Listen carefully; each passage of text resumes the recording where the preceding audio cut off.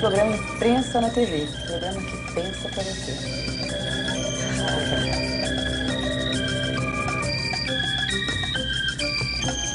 Então eu não lia jornal, eu comecei a ler jornal no colegial. Sim. Porque aí o professor obrigava, aquela coisa, então eu comecei a ler, mas era sempre um sacrifício para mim. E nunca pensei em ser jornalista. Meu negócio era teatro, eu trabalhava já desde 16 anos em teatro. De repente... Como ator? Como ator. Ah, não diga. Eu fiz 13 anos de teatro seguidos, assim. Só parei mesmo porque o jornal me roubou. É mesmo?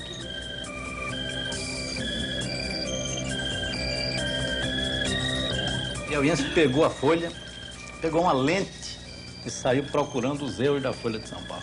Mas naquele dia, por uma dessas obras de Deus, né, não havia um erro na Folha. Pelo menos ele não achou. Certo. A Bahia correu para encontrar um erro nos classificados. Agora, você é um escritor que era jornalista, você é um jornalista que virou escritor. Como é que é isso? Eu acho que eu fui, que sou, sempre fui e sempre serei jornalista, né? Que por acaso está trabalhando atualmente com o veículo Livro, mas ser escritor, por exemplo, escrever, publicar livros, é uma coisa que na verdade nunca me passou pela cabeça, nunca foi uma meta que eu tivesse, né? Ao contrário, tem 20 anos, pelo menos, né, que eu recuso ofertas de editores, né, que querem publicar coletâneas de matérias, ou acham que eu vou escrever o romance da minha geração. Quer dizer, eu nunca acreditei que eu fosse fazer qualquer coisa dessa. Agora, no caso das antologias de frases, né, que são O Melhor do Mau Humor e O Amor de Mau Humor, isso eram coisas que eu sempre quis fazer, mas não, quer dizer, que eu até já vinha fazendo, publiquei em várias publicações de São Paulo e do Rio, jornais, né? Aquelas matérias sobre frases, né? Aquela coisa toda. Até que eu achei que eu tinha quantidade suficiente para reunir em livro. E no caso do Chega de Saudade, ele virou livro porque era uma reportagem que não cabia em nenhuma revista brasileira do mundo, né? Quer dizer, um livro de 470 páginas, né? Uma história fantástica, né? Que cobre pelo menos 20 anos da história do Brasil, com 3 ou 4 personagens principais e um elenco de milhões, né? Como é que eu ia contar isso num livro, numa revista ou jornal? Então tive que fazer um livro. Aí, como esses livros estão dando certo, estou sendo obrigado a fazer outros, né? Certo. Mas vou continuar sendo jornalista sempre. Como é que nasceu o desejo de ser jornalista? Você, desde garoto, em Caratinga, já sonhava com jornalismo? Olha, parece mentira, né? Mas na verdade eu nunca imaginei que eu fosse outra coisa, nunca quis ser outra coisa. Jura? Porque desde os 4 anos, quando eu aprendi a ler, sozinho, lendo jornal... Ah, jura? Foi assim? Eu achava... Que jornal, você lembra? Correio da Manhã. Era o Correio da Manhã, que era o jornal, que era o jornal mais importante do Brasil naquela época. E meu pai assinava, e eu lia aquelas coisas e ficava fascinado, né? Quer dizer, mais ou menos nessa época, que a gente tem uma carinha do Rui, olha que bonitinho. O Rui, nessa época, lia o Correio da Manhã, olha lá. Aliás, mais jovem, aí eu devia ter uns 6 anos, né? Um pouco antes disso. Você aprendeu a ler sozinho, lendo Correio. Imagine cada coisa que você leu, hein? Pois é. 4 anos. E a primeira coisa que eu li, eu sei muito bem o que foi. O que foi? Nelson Rodrigues. É mesmo? A Vida Como Ela É.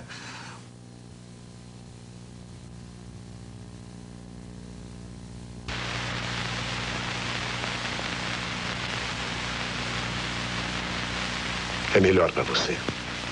Afinal, o casamento não é tão mal assim. Você vai ver.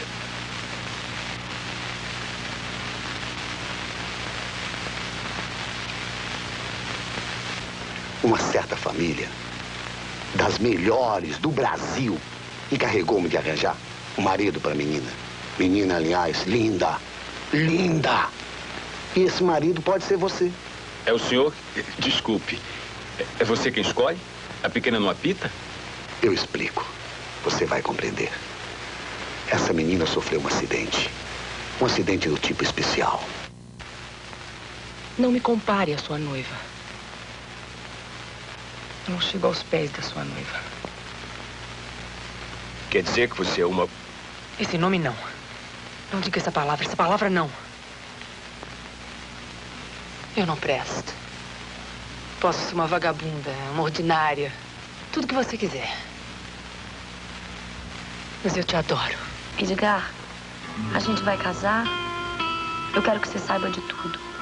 Olha, meu bem. Vem. Eu quero te mostrar um lugar. E a primeira coisa que eu li, eu sei muito bem o que foi. O que foi? Nelson Rodrigues. É mesmo? A Vida Como Ela É. Porque, embora meu pai assinasse o Correio da Manhã... Agora começou a entender um pouco a sua cabeça. Pois... Começou cedo. Meu pai assinava o Correio da Manhã. E aí, mas a minha mãe era fã do Nelson Rodrigues, né? Sua mãe, que moderna. Que estava escrevendo naquela época aquela coluna diária que ele tinha, chamada Vida Como Ela É. Sei. Que era sempre uma historinha diária, né? Que geralmente era a história de um adultério, né? Com morte, com amor, com paixões, aquela muito coisa. Sangue, muita loucura. Então ela queria ler aquele negócio todo dia. Então meu pai, que já assinava um jornal, era obrigado a comprar o jornal Última Hora, que era um jornal até frontalmente contrário às ideias políticas dele, né? Porque ele era lacerdista fanático e a Última Hora era getulista, né? Certo. Mas ele fazia essa concessão a ela e comprava a Última Hora todo dia. Então ela ia ler a Última Hora, A Vida Como Ela É, do Nelson Rodrigues, ficava lendo aquilo achando graça, às vezes eu sentava no colo dela, ela lia para mim, e aí daí a pouco eu próprio estava lendo. Estava lendo para ela e ela babando, esse meu filhinho, que gracinha. Mas aí, quer dizer, a coisa do jornal em si foi uma coisa que sempre me fascinou, porque eu sempre gostei de cinema, de música popular, de uma série de coisas que o jornal tratava, de esporte também, futebol principalmente. Então, com essa coisa de ficar lendo jornal diariamente e sempre achando fascinante aquela variedade de coisas que o jornal trata, né? Quer dizer, eu achava que devia ser fascinante também penetrar naquele mundo, né? Então, de certa maneira, dentro da minha cabeça, eu sempre me preparei para ser jornalista, nunca pensei em ser outra coisa. Como foi isso? Essa preparação era o quê? Era ir para o Rio? Tinha que ir para o Rio ou você começou a escrever em Caratinga? Não, comecei a escrever... Tem jornal em Caratinga? Teve uma época lá que tinha 5. Não diga! Cada partido político tinha um jornal. Nossa! Naquele tempo tinha vários partidos políticos. Atualmente também. Agora tem até muito mais, né? Que naquele tempo os partidos existiam, de certa maneira. Tinha o PSD, a UDN, o tinha um pensamento PTB, próprio. Né? Cada partido era mais ou menos diferente do outro. Então, precisava, pelo menos, as pessoas que compõem os partidos se achavam diferentes umas das outras, né? E às vezes nem se cumprimentavam, né? Pelo fato de serem mudavam de partido a qualquer hora. Não, assim, mas nunca, né? Se você nascesse denista, você morria o denista. Claro. Então, cada partido tinha um jornal, então havia uma grande diversidade de jornais, mesmo numa cidade tão pequena como Caratinga. E um desses jornais, por acaso, o dono era amigo do meu pai, faziam parte da mesma política, e com 10 anos ou 11 anos eu sentei para escrever. A primeira matéria? 10 anos? O que você escreveu? Futebol. Jura que era uma paixão? Mas logo em seguida eu passei a escrever sobre cinema, né? Sei, outra paixão. E daí a pouco tempo sobre jazz. Porque era uma coisa absurda, porque ninguém entendia nada que eu estava escrevendo. Imagina, nem você. Hoje em dia, lendo, também não entendo o que eu escrevi.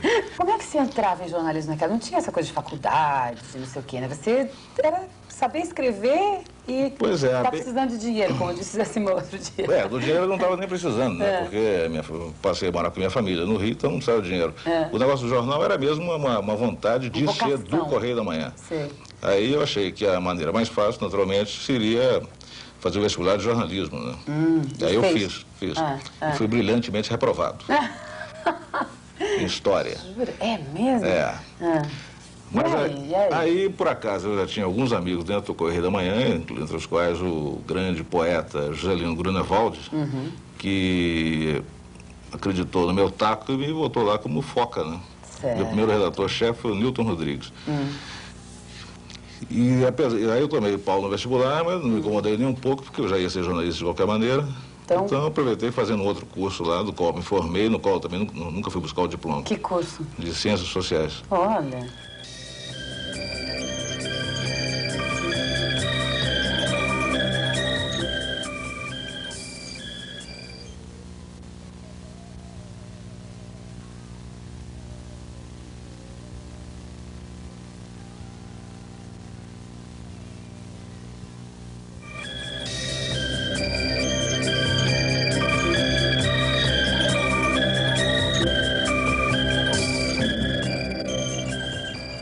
Rui, em algum momento ali no Solar da Fossa, você teve alguma intuição, dado o seu passado jazzístico, de que você seria, nos anos 90, o biógrafo da Bossa Nova, pelo menos até o momento?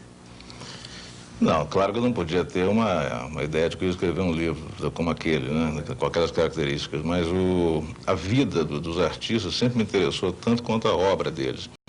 Inclusive, eu acho que diversos artistas tiveram vidas muito mais interessantes do que as próprias obras, né? Por exemplo, hein? Por exemplo, o Oswald de Andrade. Acho a vida dele muito mais interessante do que a obra. Sim. Apesar da Folha de São Paulo achar que a obra do Oswald de Andrade é o máximo.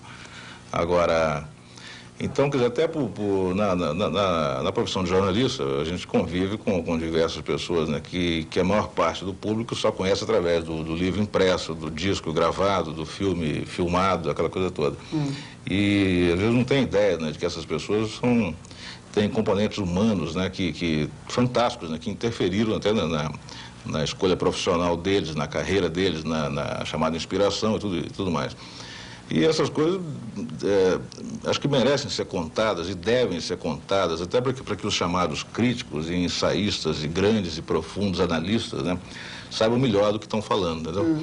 Então, no caso da Bossa Nova, por exemplo, a quantidade de bobagem que já se escreveu sobre Bossa Nova, baseado em suposições, baseado em teorias, em coisas que não tinham nada a ver com a realidade, é uma coisa que eu, com a minha vivência carioca, quer dizer, tendo convivido durante 20 e muitos anos com as pessoas que faziam Bossa Nova, e eu sabia mais ou menos como era a cabeça deles, né? Lendo certas interpretações e análises, eu acreditava, eu achava que não tinha nada a ver com a vida real. E, além do que, a Bossa Nova era um assunto, quer dizer, não é que fosse pouco explorado, a parte física, digamos assim, contar a história da Bossa Nova é uma coisa que não tinha sido feita antes. Eu próprio queria saber como que era, né? Quer dizer, apesar de ter convivido, entrevistei o Tom diversas vezes antes desse livro, o Carlinhos Lira, entrevistei o Vinícius, inclusive passei, por coincidência, acho que o último Réveillon do Vinícius eu estava junto, que foi no Espírito Santo e tudo. Então, quer dizer, fora esse lado folclórico, né, que esses personagens têm, João Gilberto principalmente, eu sabia que tinha outras coisas por trás ali que era interessante de contar, até para que os nossos grandes teóricos e analistas pudessem escrever com mais base do futuro, né? Então, eu espero que agora, no caso da Bossa Nova, depois do Chega de Saudade, não vai se repetir mais aquelas coisas, né, de que a Bossa Nova foi um movimento pensado, estruturado por 3 ou 4 gênios, né, que ela foi uma coisa que aconteceu espontaneamente em diversos lugares diferentes, mas por acaso todos mais ou menos dentro do Rio de Janeiro, em bairros diferentes, né, que ela não é um fenômeno de Ipanema, por exemplo, na verdade é muito mais de Copacabana do que de Ipanema. E talvez até da zona norte do Rio também, era um né? deserto naquela época. Pois exatamente, né? E o Leblon nem existia, de certa maneira, uma né? matinha ali. Então, quer dizer, a Bossa Nova foi o resultado dos sonhos e aspirações de uma garotada, né? Que na época eles tinham todos 14, 15 anos, no começo dos anos 50, que estavam insatisfeitos com a música que se fazia no Brasil naquela época. Eles queriam uma música que fosse uma coisa mais moderna, mais parecida até com a música americana, isso não se pode negar. Da qual eles gostavam de jazz, de cantores sofisticados, aquela coisa toda. Então eles queriam fazer no Brasil um tipo de música um pouco mais avançado que se fazia, né? E como ninguém estava fazendo, eles fizeram. Quer dizer, uma coisa simples, mas não foi uma coisa que 3 ou 4 sujeitos sentaram. Ela refletia o sentimento de toda uma geração.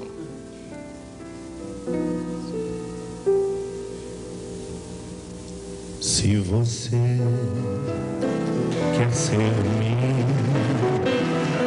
namorado, aquele namorado,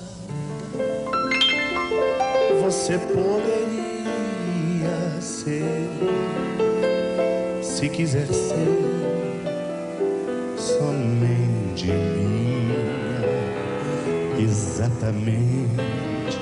Essa coisinha, essa coisa toda minha, de ninguém mais pode ser.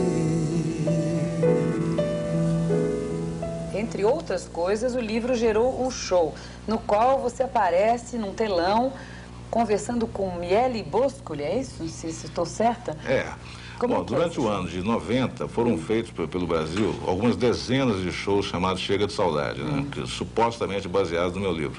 Mas o único show oficial realmente é esse que está sendo... Copyright Rui Castro. Não, que pode usar o título do livro, pode dizer que é baseado no livro X, né? Certo. É um show que está rodando no Brasil, quer dizer, começou pelo Rio, foi a Belo Horizonte, veio a São Paulo, foi a Salvador e Brasília, e agora interrompeu essa temporada e deve retomar depois, talvez em teatros, coisas mais populares, né, brevemente. E o roteiro é seu? Não, não. O roteiro do Ronaldo Bosco e do Miele foi só baseado no livro, em algumas histórias do livro. E tem o roteiro musical do livro, que é o roteiro obrigatório da Bossa Nova, certo, né? Que não tem. Agora, o livro vai estar rendendo também, vai render brevemente um filme, que já foi negociado, já vendeu os direitos, vai ser feito. Uau, vendi os direitos? Isso é uma coisa que parece Pois Hollywood. tá vendo? Ficou rico, Rui Castro? Ainda não? Não. Você vendeu os direitos para quem? Para um produtor chamado Díler Trindade, que é o produtor dos filmes da Xuxa e dos Trapalhões. Nossa, então ficou rico mesmo. Ele garante que quer fazer um filme adulto. Não exatamente sério. É um filme adulto, jovem, né? Um filme com muita música, um filme divertido, alegre. Sei. E você tem direito de veto? Eu tenho direito a dar palpite no roteiro, na escolha do diretor musical, tudo. Mas eu acho que nesse tipo de coisa, acho que se você vende os direitos do seu livro para o cinema, eu queria fazer Silvia Teles, pode? Você pode encomendar uma atriz para assim, eu quero que uma amiga minha faça Silvia Teles, dá? Eu não tenho muito direito sobre a escolha do elenco, né? Então não dá mais. Mas eu acho você não acha que eu fazer uma Silvia Teles legal? Sem dúvida, claro. O que a Silvia Teles cantava assim mais? Dindi. Ah, que linda. Ah, Dindi. É uma das suas favoritas? É. Qual é a sua favorita dela? Bossa Nova, aquela que não saía da vitrola no tempo em que você... Olha, eu podia dizer que tem umas 100 favoritas, né? Na verdade tem, né? Mas se eu tiver que escolher um para ouvir, Samba do Avião. Ah, jura? Minha alma canta lindo. Vejo o Rio de Janeiro e estou morrendo de saudade. Rio, teu mar, praia sem fim, e você foi feito pra mim. Cristo Redentor, braços abertos sobre a Guanabara. Este santo só porque eu gosto de você. A morena vai sambar, seu corpo todo balançar. Aperte os cintos, vamos chegar. Brilhando, olha a pista chegando e vamos lá.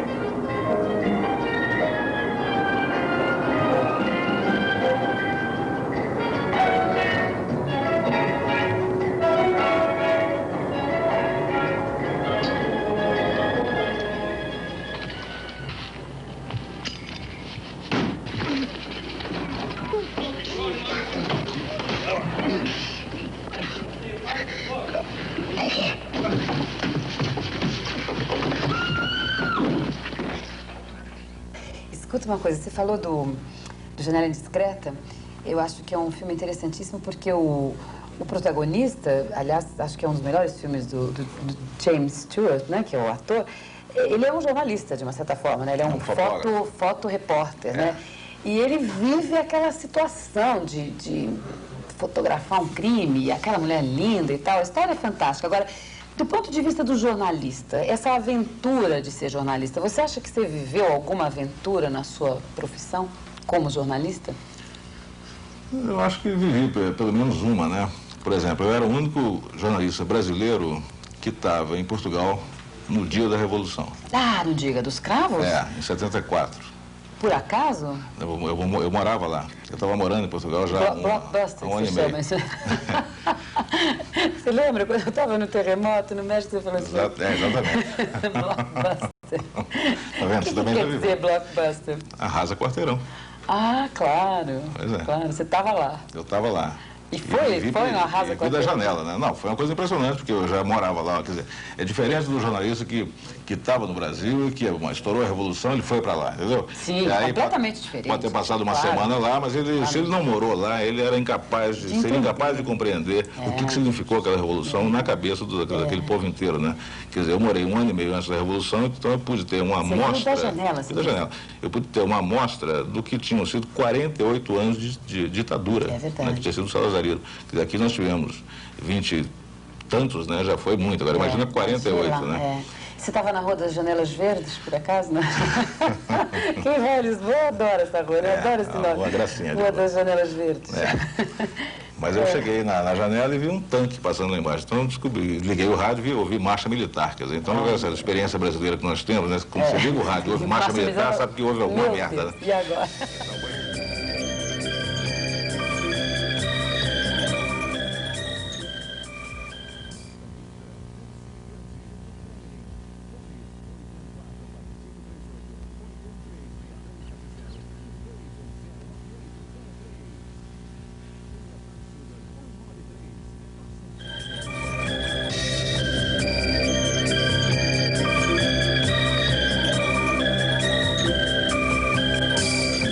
Olha, então 68 teve algum significado para você?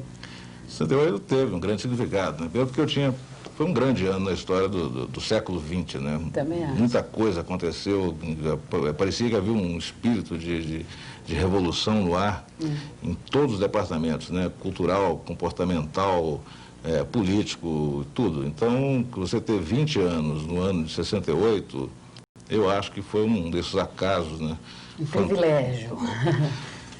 Para quem estava vivendo aquilo, não sei se seria um privilégio, porque também tinha muito sofrimento, né? Tinha muita neurose, muita confusão, né? Paranoia. Mas quando você vê isso já com a distância de mais de 20 anos, foi sensacional ter 20 anos em 68, né? E eu estava, por acaso, numa situação privilegiada, porque eu estudava na faculdade mais quente que tinha no Brasil naquela época. Que era a Sociologia? Que era a Faculdade Nacional de Filosofia, né? O Instituto de Ciências Sociais da Faculdade Nacional de Filosofia, da Federal. E trabalhava no Correio da Manhã, já desde 1967, que era o jornal que mais desafiava os militares, né? Tanto que acabou sendo destruído por eles, né? E morava num lugar que também depois virou já era folclórico naquela época, né? Hoje se tornou mais ainda, que é o Solar da Fossa, que era um casarão em Botafogo, habitado por jovens poetas, jovens jornalistas, jovens desempregados, jovens jovens, na verdade, né? Certo. E ali foi mais ou menos o Solar da Fossa, que hoje não existe mais, hoje é o Rio Centro, é o Rio Sul, no lugar do Sul. Ah, é ali? Era ali. Ah, perto do Canecão. Exatamente, que estava sendo construído também naquela época. No Solar da Fossa tinham morado até poucos meses antes de eu entrar para lá, o Caetano Veloso e o Gilberto Gil. Certo. A Gal ainda morava lá, não chamava Gal ainda, chamava Maria da Graça ou Gracinha. Então, de certa maneira, o tropicalismo, né, que hoje todo mundo acha tão formidável, nasceu ali naqueles apartamentinhos do Solar da Fossa. Então, quer dizer, foi um momento de grande renovação e era sensacional você se sentir participando dessa renovação, porque nunca o chamado jovem, né, foi tão valorizado. Você era considerado genial pelo simples fato de ser jovem, né? Claro. Podia ser um débil mental de babá na gravata, como na verdade quase todos os jovens éramos, né? Vamos dizer que são. Mas só aquilo já era uma arma, né, que você podia esfregar na cara dos mais velhos, de 68. E estando numa situação como eu estava, né, já assinando artigos no Correio da Manhã, em 68, Nossa, quer dizer, então você podia exercer a prepotência, né, o charme, da maneira mais deslavada possível. Certo. Voltando a Nelson Rodrigues, que você disse que o Jabor filmou muito bem, eu tenho aqui 2 retratos lindos de 2 meninas, que são as tuas filhas. Tem nada a ver com o Nelson Rodrigues, mas eu queria mostrar. Tem muitas mulheres que não se conformam muito com algumas das posturas do Nelson Rodrigues. Olha que menina bonita. Essa é a Pilar. Tem 21 anos e está no 3º ano de comunicação. E essa daqui é a Bianca, que trabalha com você, não é? A tua secretária particular? Não, a Pilar trabalha comigo, é a minha sócia. Isso, a Bianca, Pilar. Por enquanto está só estudando. A Bianca e namorando. E namorando, olha que bonitinhas. Então, em nome dessas duas gatinhas que a gente viu aqui, me fala um pouco mais do Nelson, defende um pouco o Nelson Rodrigues, porque tem algumas pessoas que ainda acham que o Nelson Rodrigues foi um crápula, porque essa frase famosa dele deixou algumas feministas enraivecidas até hoje. Mas as feministas se enraivecem por pouca coisa, na verdade. Né? Acho que se enraivece até olhando no espelho, né? O que, aliás, é um motivo mais do que justo para se enraivecerem. No caso do Nelson, realmente é uma injustiça quando vem alguém e diz: o Nelson Rodrigues é um machista, coisa parecida. Isso significa simplesmente que essa pessoa não sabe o que está falando, nunca abriu uma página do Nelson Rodrigues. Porque o Nelson é o homem com a visão mais feminina do amor que eu já vi até hoje.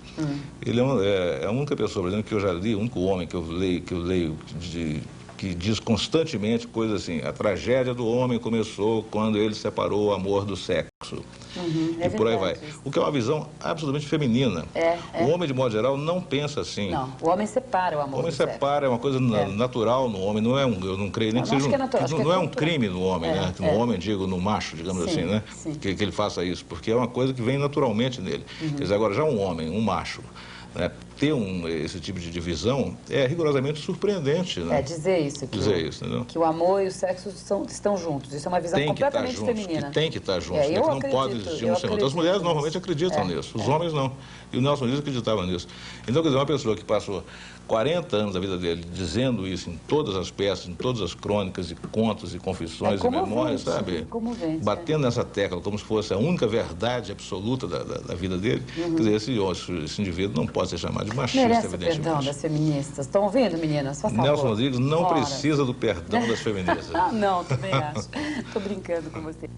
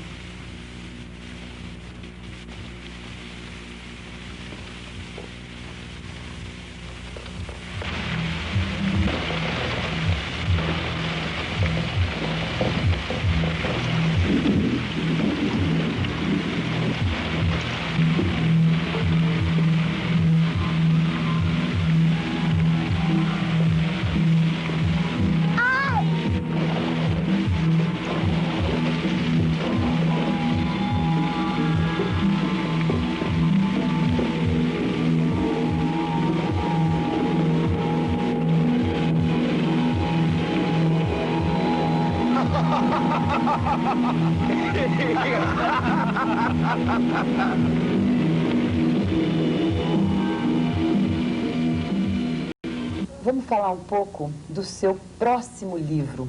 Eu sei que você está escrevendo sobre Nelson Rodrigues, que é uma paixão confessa, né? Uma coisa meio até de voltar às suas origens, né? Você lia a coluna do Nelson Rodrigues quando era criança e agora você está trabalhando na biografia do Nelson Rodrigues. A gente tem até aqui essa foto linda. Quando que foi feita essa foto? Essa foto foi feita no Rio, naquela cantina fiorentina, que era perto da casa do Nelson, na época, no ano de 77 ou 78. Você está aqui apaixonado, né? Olha, babando. O Nelson sempre foi um dos meus heróis, né? Sei. Principalmente porque não só li desde criança o Nelson, como depois fui lendo, não só A Vida Como Ela É, como li os romances, depois consegui ver várias peças, né, e tudo mais. E depois eu tive amigos em comum, bem mais velhos que eu, que eram grandes amigos do Nelson. Sim. Então o Nelson frequentava a casa dessas pessoas, então eu vi o Nelson algumas vezes. E até que entrevistei o Nelson para uma revista. Agora, então eu tinha uma noção mais ou menos de certas coisas da vida particular dele, né, que eu achava que tinham tudo a ver com a obra dele.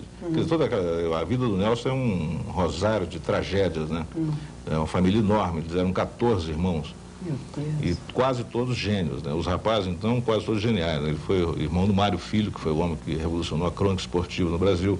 Teve um irmão chamado Roberto Rodrigues, assassinado aos 23 anos na redação do jornal do pai deles. Olha. Que era um super artista plástico, né? Um cara que influenciou Portinari. Enfim, e diversos outros. Então, quer dizer, toda a vida do Nelson sempre me interessou e eu também não tinha direito onde procurar, a não ser nas próprias confissões e memórias do próprio Nelson. Né? Certo. Mas eu sabia que, depois da experiência do Chega de Saudade, quer dizer, você sempre vai achar mais alguma coisa, se você procurar. Procurar, você acha? É. Então, eu estou fazendo isso já há 1 ano e meio, e de mais ou menos uns 8 meses para cá, quase que full time, né, entrevistando. Nessa altura eu já passei dos 100 entrevistados. 100? De pessoas que estão reconstituindo momentos que eles tiveram com o Nelson, né? Quer dizer, isso cobrindo um período de mais de 60 anos, porque o Nelson começou a trabalhar em 1925, aos 13 anos de idade, e morreu em 1980, aos 68. Quer dizer, então, é um grande período até da história do Brasil, né? Envolvendo toda uma série de ambientes fantásticos de você explorar, né? Como redação de jornal, bastidores de teatro, boemia, futebol, Zona Norte, delegacia de polícia. Então é uma história que vai ter muito crime, paixão, morte, sangue, né? E vai ter muito humor também, porque o Nelson era muito engraçado. Ah, era? Era. Você concorda com ele que nem todas as mulheres gostam de apanhar, só as normais? Essa frase do Nelson já criou vários problemas, principalmente para as mulheres dele, né? As várias? Ele foi casado 2 vezes, oficialmente e tudo mais. Então, e outras coisas. Essas mulheres, de vez em quando, chegavam em certos lugares, a pessoa perguntava, e aí, já apanhou muito hoje e tudo mais, né?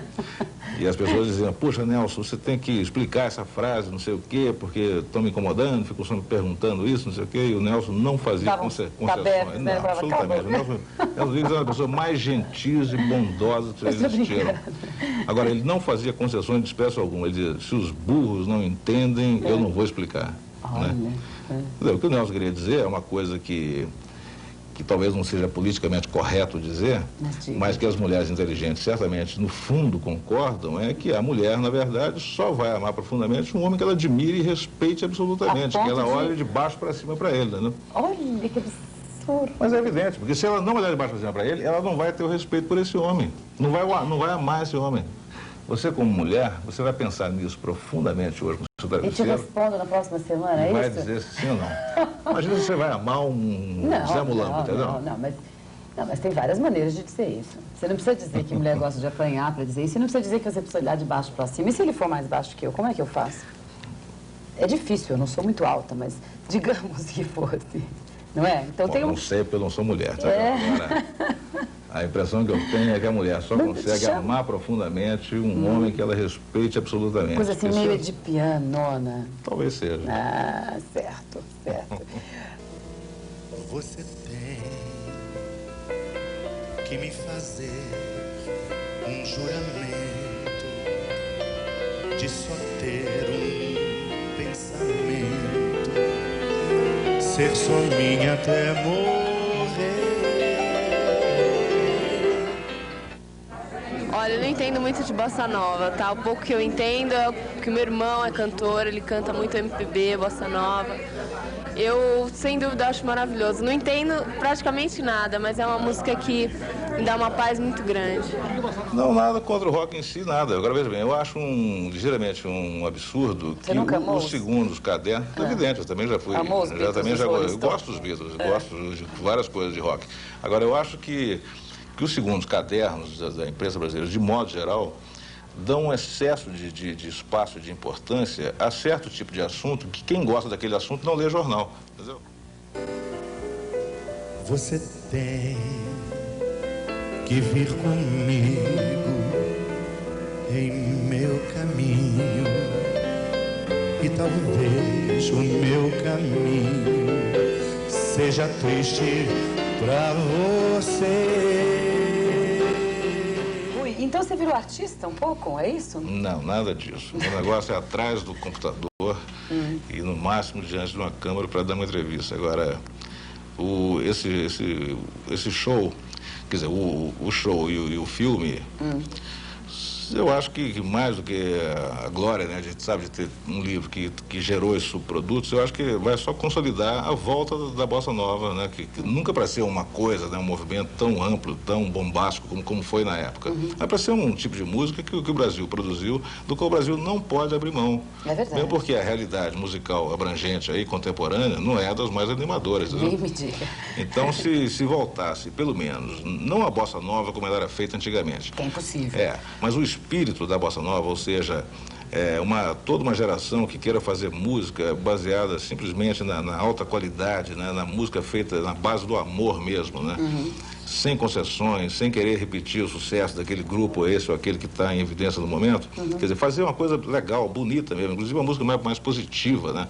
Até mesmo uma coisa mais romântica, que faz um pouco mais de amor, sem essa estética do mau gosto e do feio, né? E da agressividade gratuita e ululante, né? De graça por aí, entendeu? Tá bravo. Uau. Veja bem, as pessoas não são assim, as pessoas não ficam irritadas 24 horas por dia, por mais que o Brasil dê motivo, né? Verdade, é verdade. Tem momentos que a pessoa, quer dizer, as pessoas ainda vivem situações românticas e amorosas e tudo mais. Elas ainda têm capacidade, sabe, de olhar para o mar, por exemplo, ou para o céu, entendeu? E se sentirem reconfortadas. Então, é preciso que a música fale disso também. A música não pode ser só a grosseria que está imperando no momento. Então, se voltar esse espírito da bossa nova, eu acho que vai ser um grande bem para toda a música popular.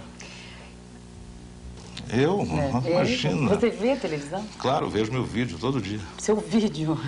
Quer saber, olha, o último Jornal Nacional que eu vi foi na Guerra do Golfo. E esse programa você vai ver, pelo menos? Sem dúvida. Olha lá, hein, Rui Castro? E agora a crônica inteligente de Moacir Japiaçu. Pois é, né, Paula? E aqui você sabe que a gente não perdoa nem revista médica aqui, né? Jura? É House Organ, olha aqui, um telespectador da Paraíba, tá até aqui, ó, Valdir de Andrade Vaz, de Mamanguape, no interior da Paraíba, mandou para cá esta revista Unimed, edição histórica, olha aí, Unimed, edição histórica. E por ser uma edição histórica, ele aí resolveu pesquisar. Certo. E encontrou aqui um erro que não é bem um erro, na verdade é uma... Como direi? É uma questão de inflação, na verdade. Pura inflação. Sabe por quê? Este lugarzinho aqui é o chamado ponto dos 100 réis.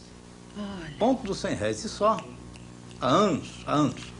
Você que é paraibano, virou, sabe eu sou paraibano, sei, né? É. Virou ponto dos 100 mil réis. Olha aí, ó. Tá vendo? O que é que a inflação faz com a Paraíba? Daqui a pouco vira ponto dos 100 mil dólares. Daqui a pouco... Ainda está no réis, né? Ainda está no réis, mas o Jânio Strack disse que a gente chega lá. Chega lá. A gente Primeiro chega precisa lá. ser... Mostrar essa aí, Ney? Olha a legendinha, essa aqui, ó. Ó, essa aqui, 100 mil réis. Olha o ponto dos 100 mil réis, tá vendo? Olha lá. Os paraibanos não vão gostar disso, hein?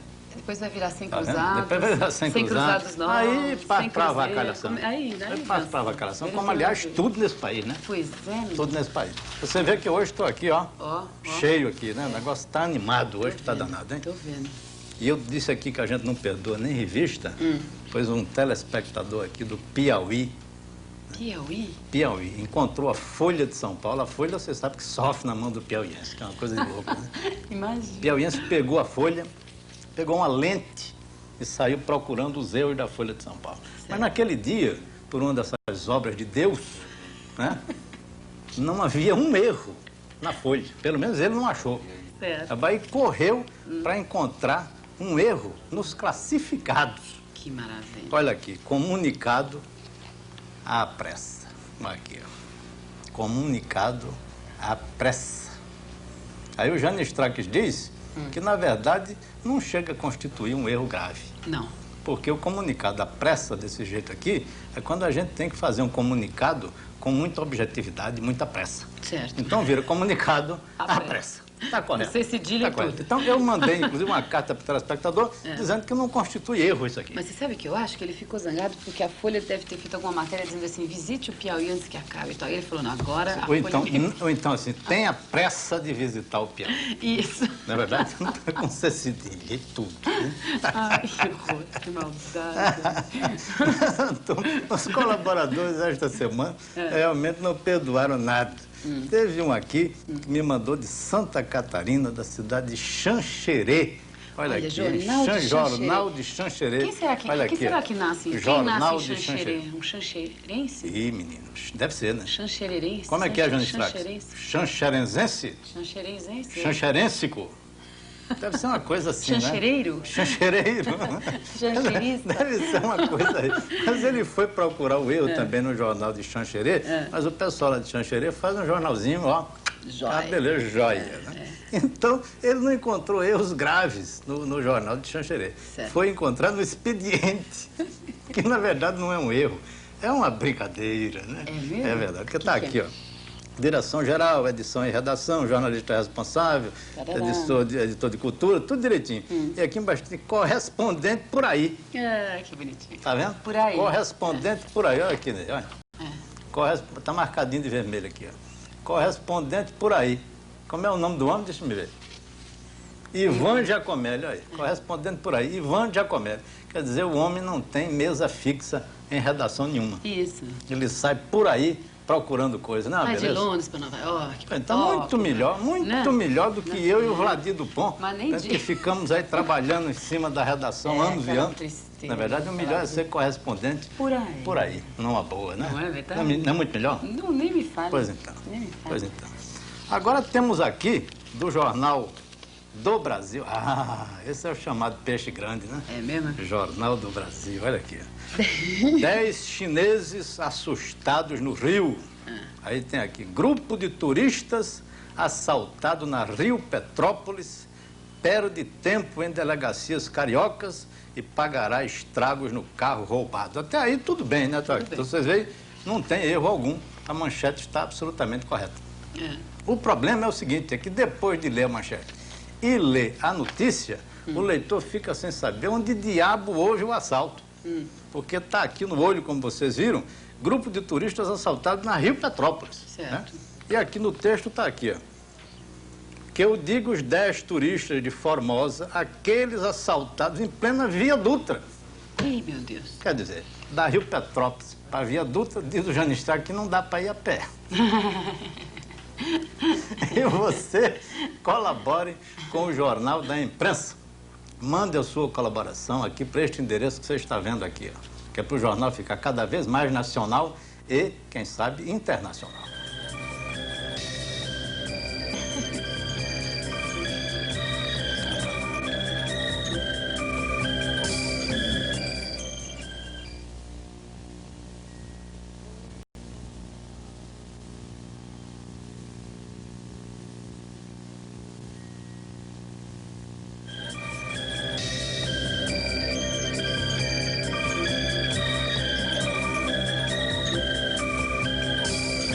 E o jurado do Silvio Santos, como é que é essa história? Essa história foi linda, porque eu fazia Mulheres em Desfile e estava descobrindo que eu gostava muito de fazer televisão, né? Sei. Aí um dia eu sou crítico da PCA, faço parte da Associação Paulista dos Críticos de Arte, né? E aí a PCA, a gente escolheu o melhor animador do ano, o Silvio Santos. E eu não tinha intimidade, não conhecia o Silvio, tinha ido fazer... do século, né?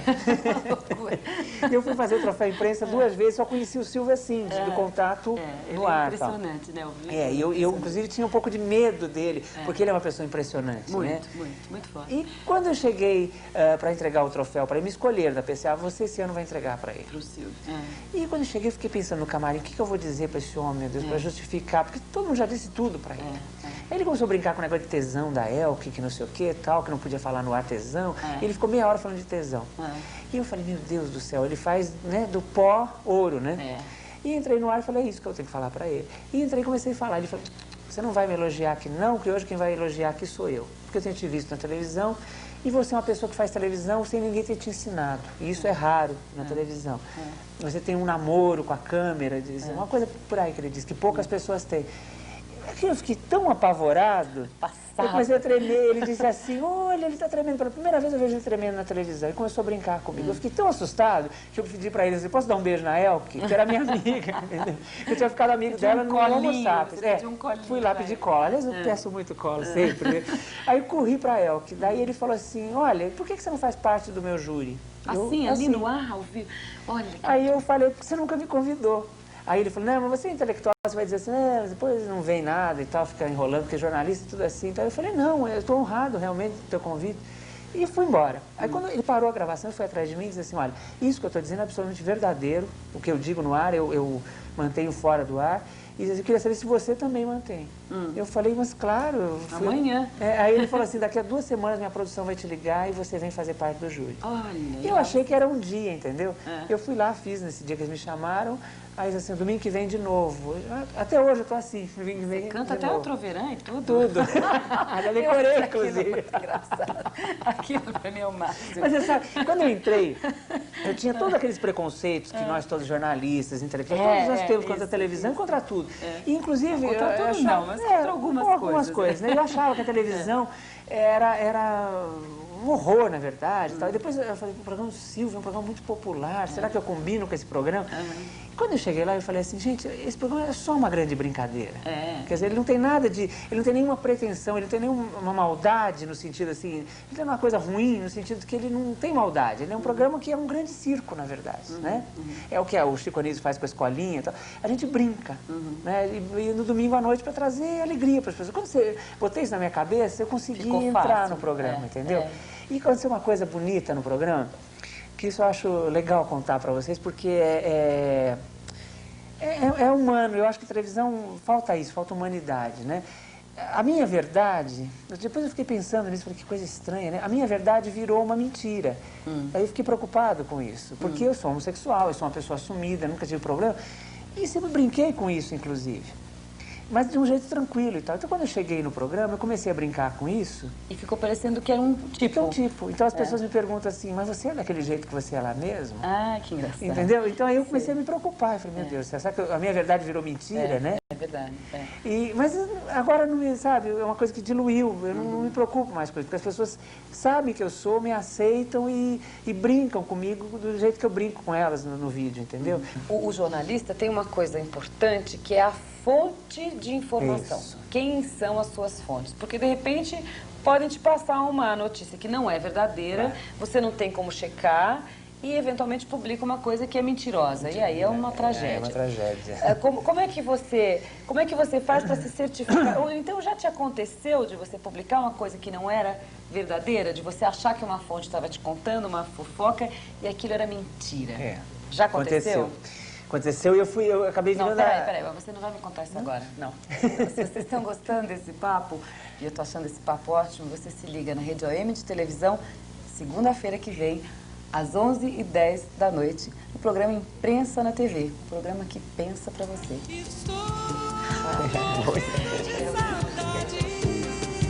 Estou